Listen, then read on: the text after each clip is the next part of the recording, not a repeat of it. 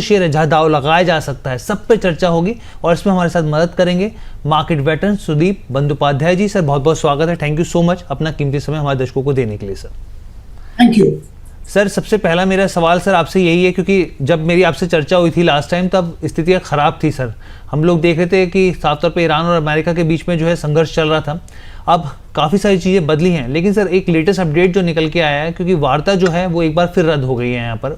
उसके बाद अनिश्चितता के बाद एक बार फिर मंडराने लगे। हमारे की जो उपराष्ट्रपति हैं JD वेंस, उन्होंने जो स्विट्जरलैंड का जो दौरा है वो रद्द कर दिया है। सर अब मैं ये समझना चाह रहा हूँ कि सर क्या अभी भी जो स्थितियाँ हैं, क्योंकि ये तो पता नहीं कि क्या होगा क्या नहीं होगा, हम लोग यहाँ से बैठ के नहीं जान सकते, लेकिन क्या अभी भी हम लोग मान के चले अनिश्चितता के बादल नहीं छटे हैं?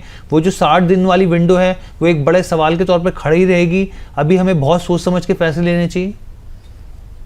Good afternoon Harsh, thank you for inviting me.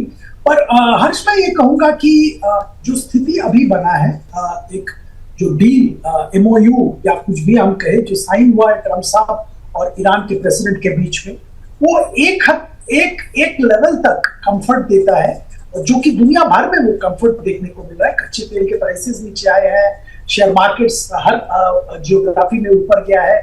पर हाँ, आपका बात ये बिल्कुल सही है कि अभी तक we are not out of the woods जो कहते हैं, क्योंकि ये जो 60 दिन का विंडो उसमें बहुत सारे चीज नेगोशिएट होना है।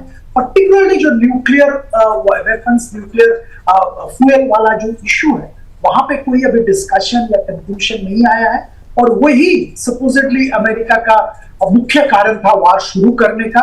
तो वहां पे तो अभी तक कुछ कामकाज नहीं हुआ, और वहां पे अगर समझौता नहीं होता है तो वापस जंग छेड़ सकता है।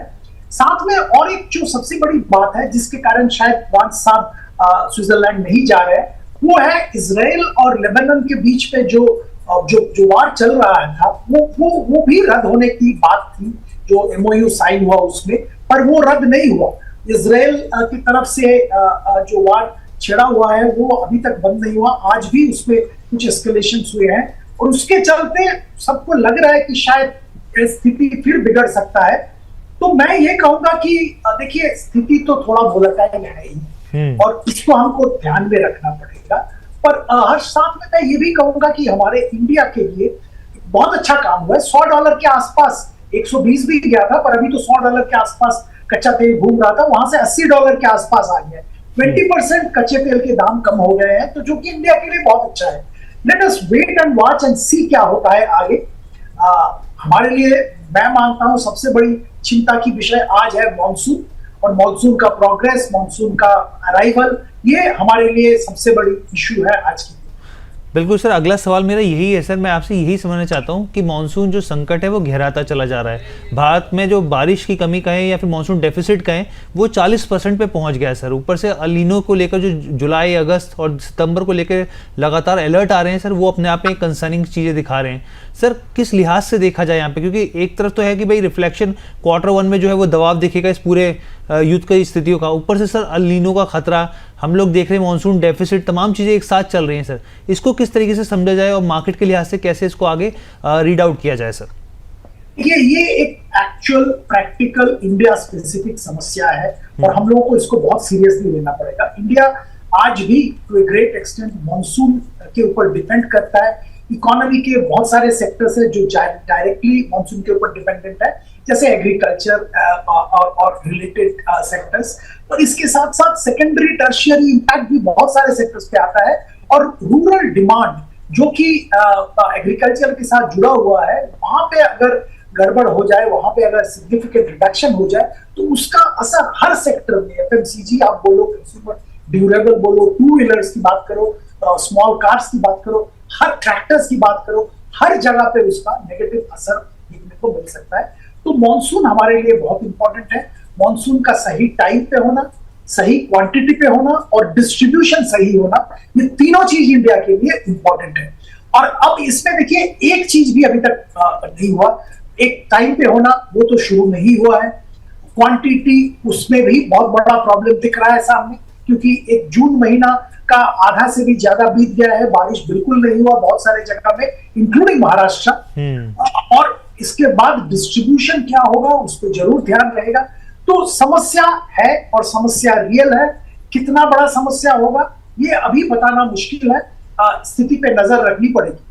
बिल्कुल सर, और बहुत इंपॉर्टेंट चीज़ें यहाँ पे देखिए, महाराष्ट्र में मानसून अटकता हुआ दिखा, पूर्वांचल पे देखिए उसके आगे बढ़ता हुआ देखने को नहीं मिल रहा है यहाँ पर, वहाँ पे साफ तौर पे इस तरह की स्थितियाँ दिख रही हैं। तो लेकिन सर अब ये इसको किस लिहाज से समझा कि मार्केट के लिए कितना बड़ा खतरा है, और मैं आपसे ये भी समझना चाह रहा हूँ कि क्या आप जो है भारतीय शेयर मार्केट पर अभी बेरिश हैं या फिर नहीं सर, आपने अपने रुख में थोड़ा बदलाव किया है, क्या सोच रहे हैं सर आप यहाँ पर?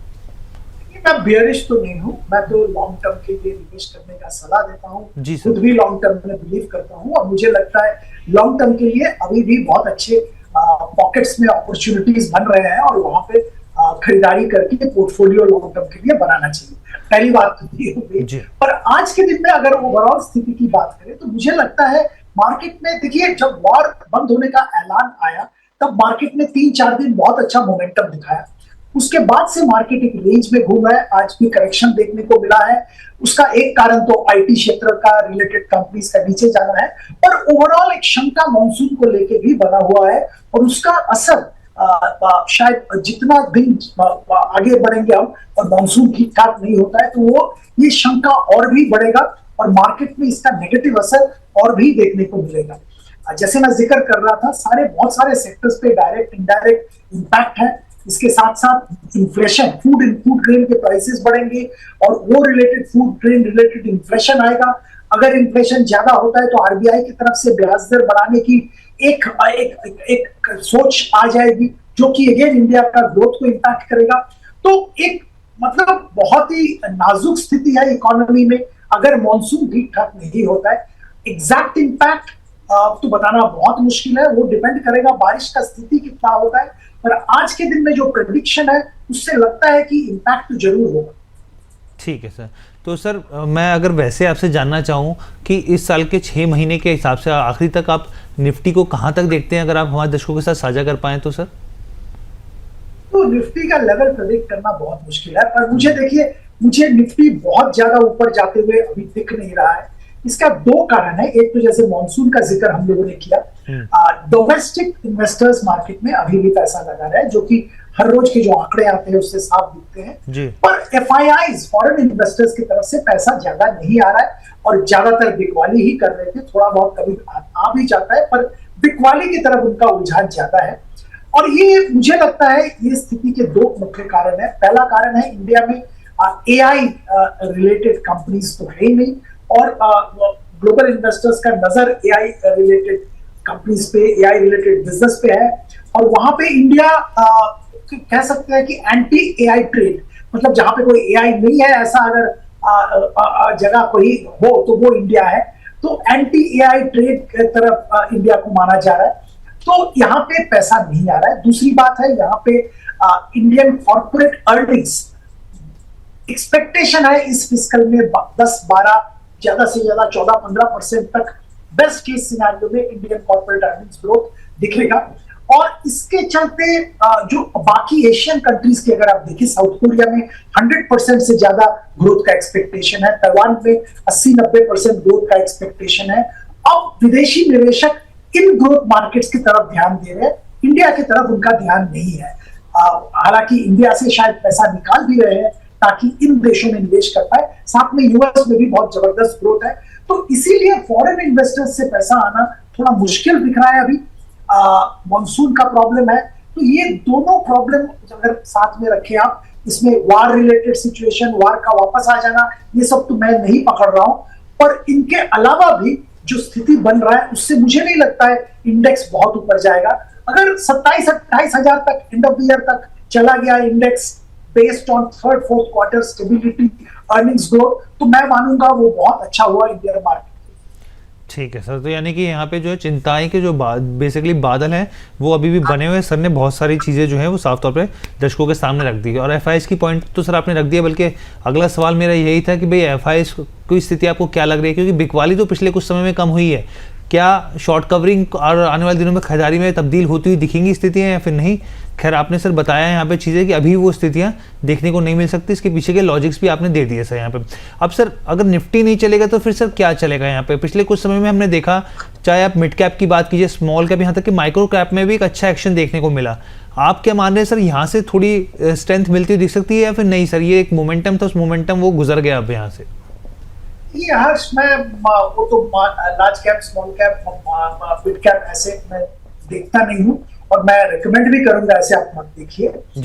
लार्ज कैप में एक कारण है प्राइस नीचे गिरने का, क्योंकि एफआईआईज का होल्डिंग लार्ज कैप में ज्यादा था, और वो जब बेच रहे हैं तो लार्ज कैप में बिकवाली बहुत ज्यादा आ रही है, इसीलिए लार्ज कैप में वैल्यूएशन भी थोड़ा नीचे आ गया है। अब अगर आप लॉन्ग टर्म के लिए निवेश करना चाहते हैं और अच्छा large cap share attractive price पे मिल रहा है, तो मैं मानता हूं कि वो आपको लेना चाहिए, क्योंकि अपने लॉन्ग टर्म पोर्टफोलियो बिल्ड करने के लिए। मैं शायद आपके साथ बातचीत करते हुए पहले भी जिक्र कर चुका हूं, जैसे लार्सन टुब्रो, मैं हमेशा एग्जांपल देता हूं कि लार्सन टुब्रो का देखिए अच्छा खासा कलेक्शन हुआ है। वेस्ट एशिया में कॉन्फ्लिक्ट था, वहां पे इनके 40% बिजनेस वहां से आता है, तो प्राइस करेक्शन का कारण नहीं था।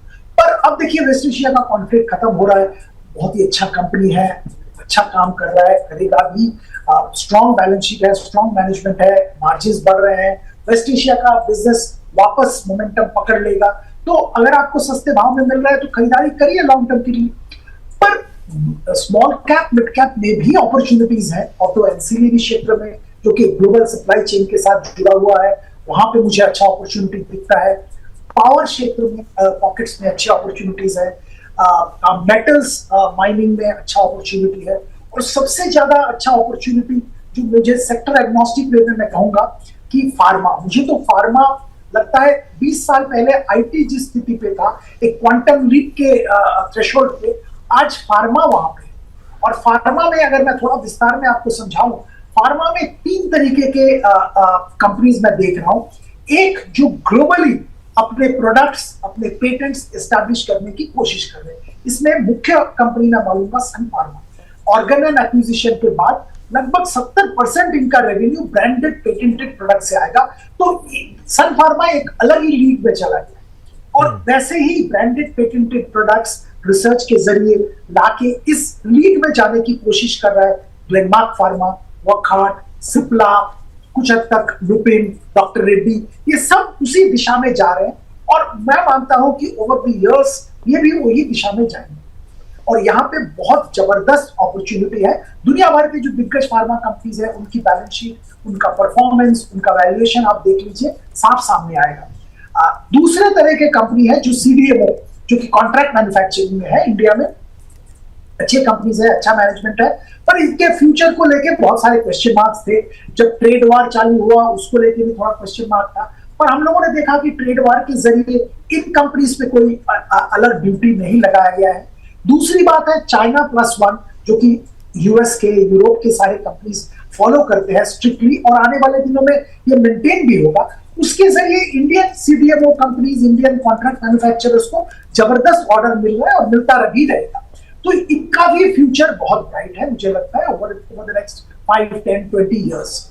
थर्ड कैटेगरी ऑफ कंपनीज यहाँ पे मैं बोलूंगा जो कि डोमेस्टिक फोकस्ड, जो कि डोमेस्टिक मार्केट और डोमेस्टिक डिमांड को केटर करते हैं। और यहाँ पे ध्यान में रखना होगा कि डोमेस्टिक फार्मा का ग्रोथ भी लगभग 25% CAGR से हो रहा है। तो मैनकाइंड फार्मा जैसे कंपनी जो कि 95% ऑफ अपना रेवेन्यू डोमेस्टिक मार्केट से डिराइव करता है, और ऐसे बाकी भी कंपनीज हैं, वहां पे भी ध्यान देना चाहिए।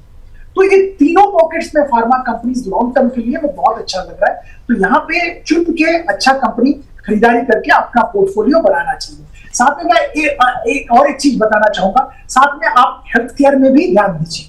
हॉस्पिटल क्षेत्र में पिछले 1-2 साल में जबरदस्त कंसोलिडेशन हुआ है।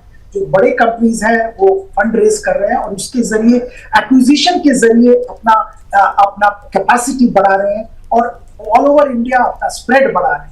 तो इसमें आप अपोलो हॉस्पिटल लीजिए, मेदांता लीजिए, नारायण हृदयालय लीजिए, मैक्स हेल्थ केयर लीजिए, हर कंपनी अपने अपना बिजनेस बढ़ा रहा है, और अपॉर्चुनिटी बहुत जबरदस्त है। तो मुझे लगता है यहाँ पे भी अच्छा अपॉर्चुनिटी बन रहा है लॉन्ग टर्म के लिए खरीदारी करना।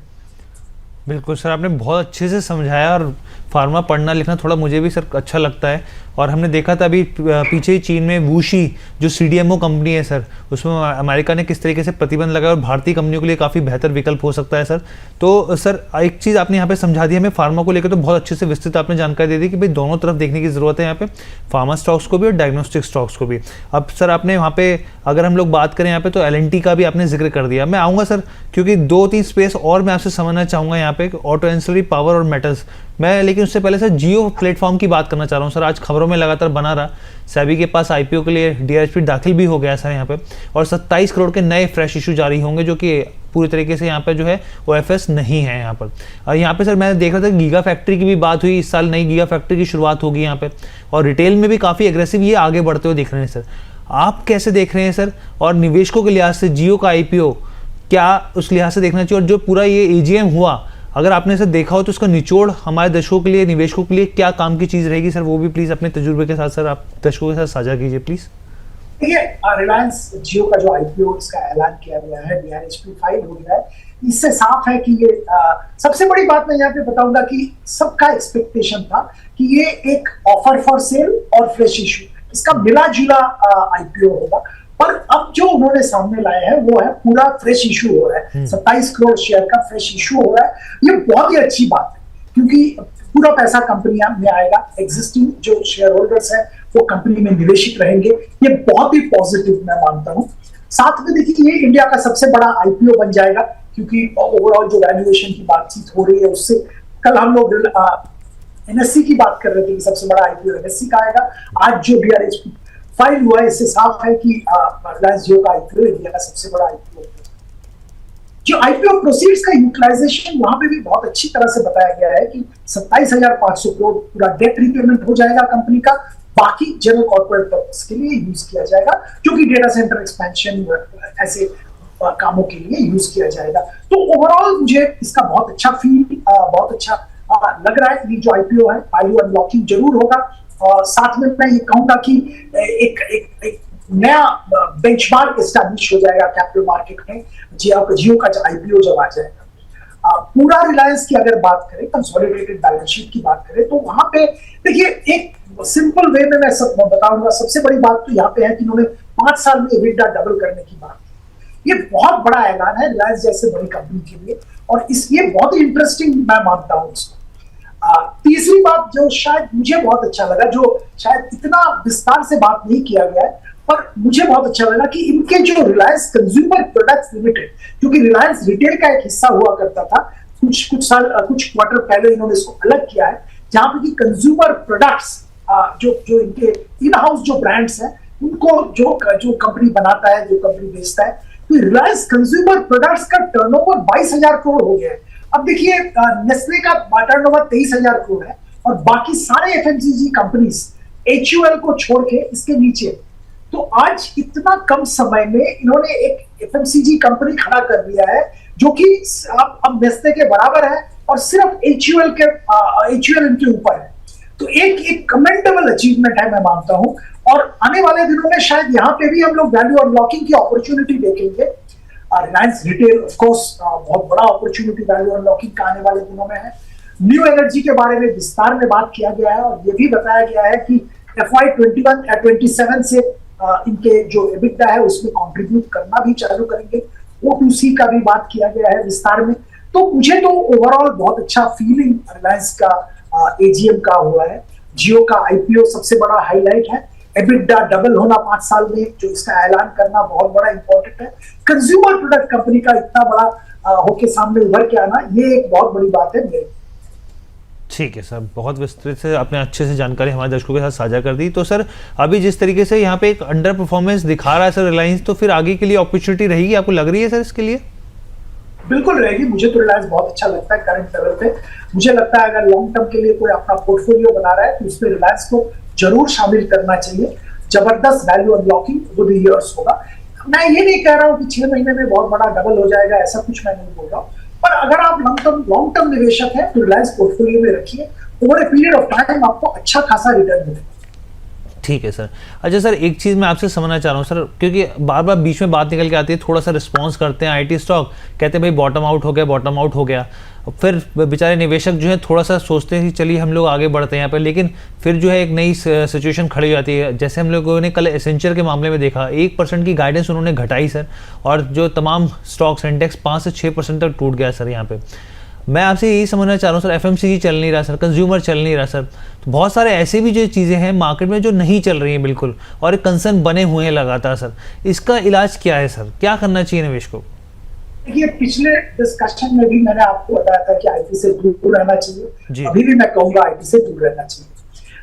मैं संक्षेप में इसको भी समझाता हूँ कि एआई का जो वैल्यूएशन है, एआई में जो यूफोरिया है, इसको लेके आप क्वेश्चन लगा सकते हैं कि सही है नहीं है, पर एआई का जो एक्चुअल ग्राउंड में और जो अपने मतलब हर रोज के जीवन में जो एआई का प्रयोग है, उसको लेके क्वेश्चन नहीं कर सकते।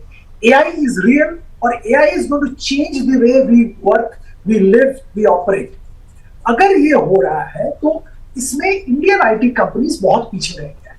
हमारे पास कोई लार्ज लैंग्वेज मॉडल एलएलएम नहीं है, हमारे कोई भी कंपनीज के पास। हमारे यहाँ कोई ढंग का एआई कंपनी नहीं है।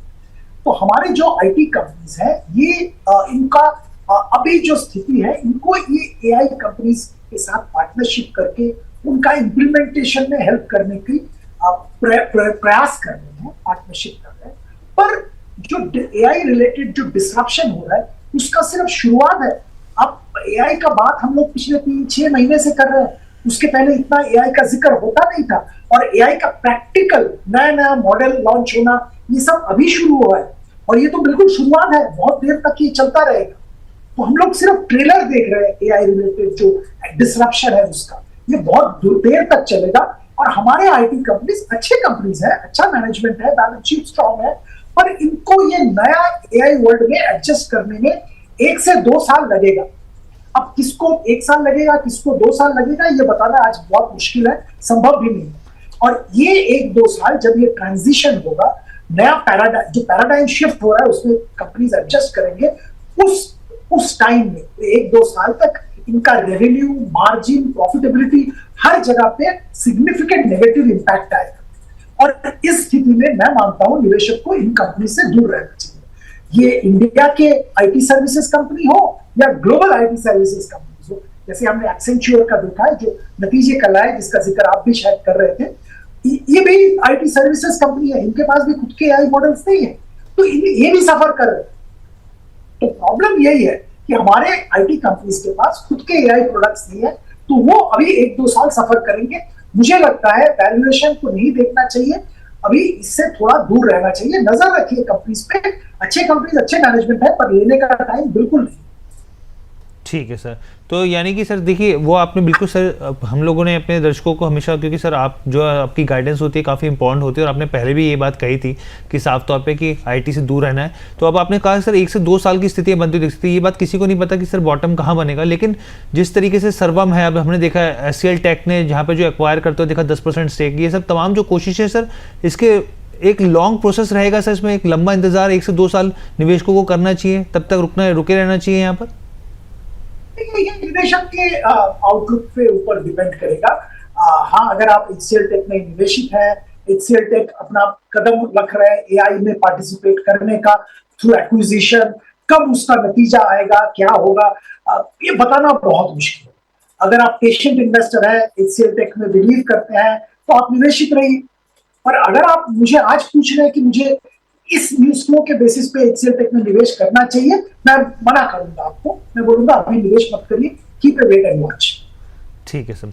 अच्छा सर, आपने जो तमाम चीज़ों के बारे में बताया यहाँ पर, आपको जो फार्मा और डायग्नोस्टिक पसंद आया, वो आपने सर हम लोगों दर्शकों को बल्कि स्टॉक स्पेसिफिक भी बताया, आपने एलएनटी का भी नाम लिया। अब सर जो 3 सेक्टर बच गए सर, मैं उसमें भी चाहता हूँ जो आपकी बेस्ट पिक हो, ताकि दर्शकों को और क्लैरिटी मिल सके सर। जैसे ऑटो एंसिलरी है सर, ऑटो एंसिलरी में सर आप मौके देख रहे हैं, तो सर कहाँ देखा जाए, कौन से आपको स्टॉक्स पसंद आ रहे हैं वहाँ पर सर?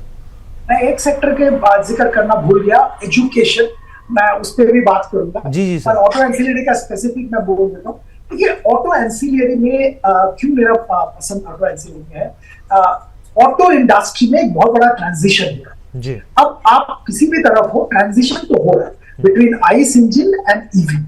अब कौन सक्सेसफुल होगा, कौन नहीं होगा, कितना सक्सेसफुल होगा, ये सब बताना मुश्किल है, वी कैन ऑल स्पेकुलेट, पर ट्रांजिशन हो रहा है। अब देखिए, ट्रांजिशन जब हो रहा है, मुझे मालूम नहीं, किसी को मालूम नहीं कि ईवी सक्सेसफुल होगा या नहीं, कौन सा कंपनी ईवी में सक्सेसफुल हो। तो इसीलिए मैं कहता हूं कि आप ऑटो क्षेत्र में अगर आपको बेट लेना है, तो ऑटोमोबाइल कंपनी में बेट मत लीजिए, ऑटो एंसिलरी में लीजिए। इसका कारण क्या है, ईवी हो या आइस हो, एंसिलरी, ऑटो एंसिलरी के उनके कंपोनेंट्स, उनके पार्ट्स, उनका सर्विसिंग हमें दोनों सेगमेंट में रहता है।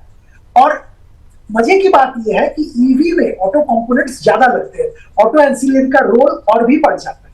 तो अगर आप बेट कर रहे हैं कि ऑटो एंसिलरी ईवी ज्यादा चलेगा आने वाले दिनों में, फ्यूचर में, तो एंसिलरी का पल्ला और भी भारी होता है। तो इसीलिए मैं कहता हूं कि आप ऑटो एंसिलरी पे ध्यान दीजिए कि उसमें आप ऑटो ट्रांजिशन में बेट नहीं ले रहे, आप सिर्फ इंडस्ट्री का ग्रोथ पे बेट ले रहे। अब इस स्थिति में कहां पे आप निवेश करेंगे? इंडिया के बहुत सारे ऑटो एंसिलरी कंपनीज है जो कि दिग्गज कंपनीज है, ग्लोबल ओईएम के साथ इंटीग्रेटेड है। जैसे आप संवर्धना मदरसन की बात करें, उनो मिंडा की बात करें, सोना बीएलडब्ल्यू की बात करें, तो ये सारे अच्छे कंपनीज है, लॉन्ग टर्म के लिए ये सब में निवेश किया जा सकता है। ठीक है सर। अब सर जी जी जी प्लीज सर। तो मैं एजुकेशन सेक्टर के बारे में दो शब्द बता दूं। जी एजुकेशन क्षेत्र में globally online education becoming more and more important, और ऑनलाइन एजुकेशन और ऑफलाइन एजुकेशन में ग्लोबली जो कॉस्टिंग प्राइसिंग होता है उसका अंतर कम होता जा रहा है। तो मान लीजिए ऑनलाइन कोर्स में आपको $100,000 लगता है, तो ऑफलाइन भी शायद $120,000 लगता है, तो गैप कम हो रहा है। हमारे इंडिया में ऑनलाइन और ऑफलाइन में गैप बहुत लंबा है। अगर आपको 1 लाख रुपए में ऑफलाइन एजुकेशन कैंपस में जाके एजुकेशन होता है, तो ऑफलाइन शायद 10,000 में होता है, ऑनलाइन शायद 10,000 रुपए में होता है। इतना बड़ा गैप है जो कि ग्लोबली नहीं है, और ये गैप ब्रिज हो रहा है ग्रेजुअली। अब ऑनलाइन एजुकेशन में जो कि हायर एजुकेशन या अपस्किलिंग, ये वाला जो क्षेत्र है, यहाँ पे इंडिया में एक ही लिस्टेड कंपनी है, जारो एजुकेशन, JARO, जारो एजुकेशन बोल के, और इनका performance continuously quarter on quarter significantly improve हो रहा है। इसका खास बात यह है कि ये they are tied up with all the IIMs and IITs, साथ में और भी जो हायर एजुकेशन इंस्टीट्यूशन है इंडिया के और विदेश के, उनके साथ भी टाइड अप है, और इसके जरिए इनका बिजनेस कंटिन्यूअसली बढ़ रहा है अपस्किलिंग और हायर एजुकेशन में। साथ में अगर आप बाकी जो एजुकेशन ऑनलाइन एजुकेशन कंपनीज है जो कि हायर एजुकेशन में नहीं है, उनका आरपू लगभग 2-2,500 रुपए का होता है, एवरेज रेवेन्यू पर यूजर, और जारो का आरपू है 80,000 प्लस। तो आप समझ सकते हैं अंतर क्या है। और जैसे मैं कह रहा हूं ग्लोबली ये ट्रेंड बढ़ रहा है, और मुझे भी लगता है आने वाले दिनों में बहुत फायदा जारो को होगा, और एक नए लेवल पे, यहाँ जो करंट लेवल है, अगर आप लंबी अवधि के लिए निवेश करना चाहते हैं, अगर निवेश करें तो शायद ये शेयर डबल भी हो सकता है 1-1.5 साल। तो यहाँ पे जरूर देखना चाहिए। ऐसे पॉकेट्स में अपॉर्चुनिटी बन रहा है। मैं पावर सेक्टर का जिक्र कर रहा था। देखिए इंडिया में पावर में क्या हो, पावर में एक सेकुलर बुल रन आप कह सकते हैं चल रहा है। Power demand continuously, power demand बढ़ रहा है, पावर यूज बढ़ रहा है। ऑटोमोबाइल में देखिए आप ट्रांजिशन हो रहा है पेट्रोल डीजल गाड़ी से इलेक्ट्रिक गाड़ी। अब ये अगर होता है पावर डिमांड का यहाँ बढ़ रहा है, हर क्षेत्र में पावर का डिमांड बढ़ रहा है। इसीलिए ओवरऑल, और इंडिया में आज इलेक्ट्रिसिटी फॉर ऑल जो सरकार का नारा है, उसके चलते गांव-गांव तक इलेक्ट्रिसिटी पहुंच गया है, डिमांड जबरदस्त है। इसके चलते इलेक्ट्रिसिटी जो चेन है, सप्लाई चेन है, हर जो मैन्युफैक्चर करता है, डिस्ट्रीब्यूट करता है, जो पावर फाइनेंशियर्स है, जो पावर कंपोनेंट मेकर्स है, जो पावर इक्विपमेंट मेकर्स है, हर जगह में ट्रैक्शन देखने को मिल रहा है। और मुझे इनमें से पावर फाइनेंशियर्स बहुत अच्छे लगते हैं। PFC REC है जहां मर्जर भी हो रहा है, इरेडा है। अब देखिए जो पावर कैपेसिटी नया लग रहा है, NTPC, Tata power, Adani power, और भी सब लोग जो नया पावर कैपेसिटी लगा रहे हैं, वो बहुत बड़ा कैपेसिटी आ रहा है आने वाले दिनों में, अगला 5-7 साल में लगेगा। और ये जो कैपेसिटी है, इसका फंडिंग कमर्शियल बैंक कर नहीं पाएंगे, तो पावर फाइनेंशियर्स का रोल बहुत इंपॉर्टेंट हो जाता है। और इसी सिलसिले में मुझे लगता है PFC REC या इरेडा में जरूर खरीदारी करनी चाहिए लंबी अवधि के। तो आपने यहाँ पे बहुत सारे स्टॉक्स के नाम PFC REC इरेडा के नाम ले लिए, और आपने सर जो जारो का, क्योंकि एजुकेशन सेक्टर को लेकर बहुत सारे मतलब आप जैसे सर बहुत दिग्गज एक्सपर्ट होते हैं लेकिन बात नहीं करते, लेकिन आज आपने बात करी, बहुत ज़रूरी था सर ये, और बहुत अच्छे से आपने क्लैरिटी दी इसके पीछे के क्या लॉजिक्स आपको दिख रहे हैं सर। तो ये तमाम, और सर मेटल्स जो आपने एक नाम लिया था, मेटल्स में कोई पिक है सर आपकी? बिल्कुल है, मेटल्स में भी मैं मेटल्स की बात करना भूल गया। मेटल्स में देखिए ये जो वार, कॉन्फ्लिक्ट, जियोपॉलिटिकल स्ट्रेस चल रहा है, इसके चलते मुझे लगता है अगला 5-7 साल मेटल्स में एक सेकुलर अपस्विंग देखने को मिलेगा, और देखने को मिल भी रहा है। मैं मेटल्स की वोलेटिलिटी की बात नहीं कर रहा हूं, क्योंकि वोलेटाइल मेटल हमेशा होता है, ऊपर नीचे होता रहता है, पर अगर आप एक इसको ट्रेंड देखें तो सेकुलर अपस्विंग मुझे दिख रहा है, और ये चालू हो गया। एल्यूमिनियम अगर देखें, अभी पिछले 10 दिन की बात मत करिए, पर ओवरऑल एल्यूमिनियम एक ऑल टाइम हाई पे चल रहा है, कॉपर एक all time high, silver gold एक ऑल टाइम हाई पे चला गया था। ऐसे फेरस नॉन फेरस हर क्षेत्र में एक पॉजिटिव मोमेंटम दुनिया भर में बना हुआ है, और इस माहौल में इंडिया में भी जो मेटल माइनिंग कंपनीज है उस पर ध्यान देना चाहिए। हमारा पसंदीदा शेयर पिछले 2 साल से वेदांता रहा है। अब वेदांता डीमर्जर होने के बाद 5 कंपनी में बढ़ गया है, उसमें से वेदांता एल्यूमिनियम और वेदांता मेन जो वेदांता लिमिटेड जो रेसिडुअल कंपनी है, इन दोनों पे ध्यान देना चाहिए। वेदांता एल्यूमिनियम लॉजिक सिंपल है, एल्यूमिनियम एक रिकॉर्ड हाई पे है, और अभी मुझे लगता है एल्यूमिनियम ग्लोबल प्राइसेस बहुत स्ट्रांग रहेंगे, और एक fully integrated aluminium producer Vedanta aluminium है, कैपेसिटी बढ़ रहा है, तो हर तरफ से अगर आप देखें वेदांता एल्यूमिनियम में फेवरेट स्टॉक है। और वेदांता लिमिटेड जो कि मेन कंपनी जो रेसिडुअल कंपनी कह सकते हैं, उसमें ये हिंदुस्तान जिंक का होल्डिंग कंपनी है, और हिंदुस्तान जिंक में बहुत अच्छा काम काज कर रहे हैं। इंडिया में ओनली सिल्वर मैन्युफैक्चरर है, और आप जानते हैं सिल्वर का डिमांड कैसे बढ़ रहा है, कैपेसिटी एक्सपेंशन हो रहा है जिंक में सिल्वर में दोनों में, तो आने वाले दिनों में और भी अच्छा खासा नतीजा आएगा। तो वेदांता लिमिटेड में भी मुझे लगता है ध्यान देना चाहिए। चलिए सर, आज आपने वही वाली कहावत कर दी कि बिन मांगे मोती मिले जो है दर्शक हम लोग, मतलब मैं उम्मीद ही कर रहा था कि आगे मैं वेदांता से पूछता, लेकिन आपने बहुत अच्छे से सर तमाम सारे सेक्टर्स मतलब जो है उसके जो बेस्ट हो सकता था वो निचोड़ हमारे दर्शकों के सामने रख दिया। सर बहुत बहुत धन्यवाद, थैंक यू सो मच कि आपने अपना कीमती समय दिया सर, और बहुत अच्छे से चर्चा हुई, और खासतौर पर फंडामेंटल जब भी आप आते हैं तो बेहतरीन जानकारियाँ सर साझा करते हैं। सर डिस्क्लेमर भी प्लीज़। जी, मैं जिन शेयर्स के बारे में बात किया वो मैं निवेशक को लेने की सलाह देता हूँ, मेरे खुद के पोर्टफोलियो में ही है। बहुत बहुत धन्यवाद sir, thank you so much sir हमारे साथ जुड़ने के लिए।